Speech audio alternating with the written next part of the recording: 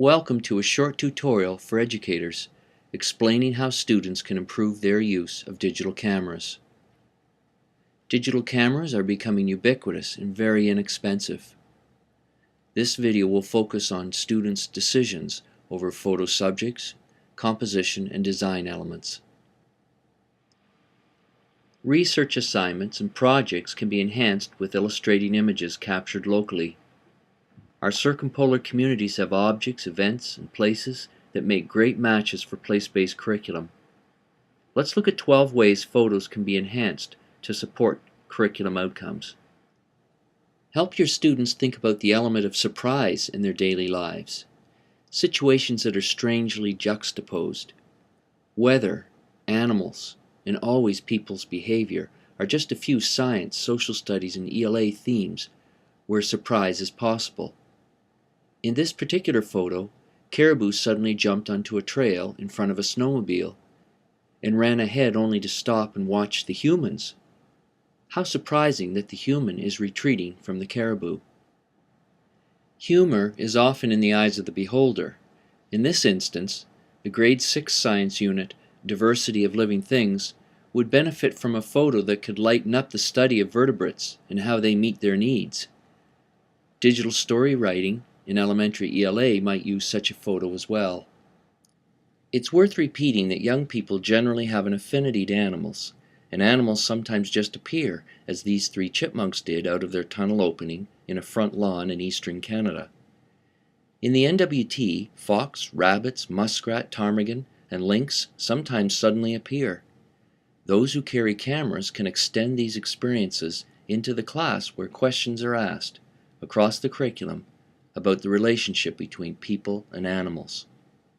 How can respect for the land and stewardship be studied?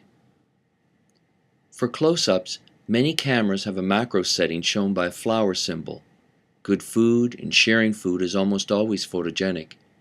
Roasted caribou over a fire on the land or a feast table conjure up many opportunities across the curriculum for reflection about the gifts the land provides and the people with whom it can be shared.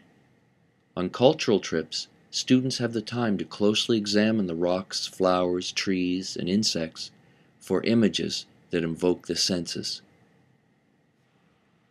This digital image takes us right back to a collectively enjoyed cultural experience. With the permission of the subject, this elder, many students have been able to virtually visit and revisit what it means to be capable of surviving on the land. This digital image from a 5-megapixel point-and-shoot camera has been used in grade 1 social studies classrooms as a way to critically think about the natural environment. Imagine the rich selection of images resulting from multiple student cameras on such a trip. Introductory and Advanced Career and Technology Studies, or CTS courses, on using Adobe's Photoshop directly use and modify digital images. This image, known as a photo montage, was an entry in a Photoshop contest. Now let's look specifically at design elements of any good digital photo. Perhaps one of the most important is the rule of thirds. According to Steve Kaplan in his book Art and Design in Photoshop, the rule of thirds was first written down by John Thomas Smith in 1797. In short, the photographer should try to place the key subject or subjects along the 2 vertical and horizontal lines or where they meet. This creates a sense of interest, tension, and energy. Somehow it is more appealing to the eye than merely centering the subject in the middle of the image. Some cameras provide these horizontal and vertical lines in the settings, sometimes calling them guidelines and patterns. They will appear in your electronic viewfinder to help you frame your picture. Depth of field is how much of the picture is in focus. If the f-stop is large, such as f32, the whole image may appear in focus. If the f-stop is small, such as 2.8, only a small portion of the image will be in focus and the rest blurred. Point-and-shoot cameras generally take these f-stop choices away and make most of the field in focus.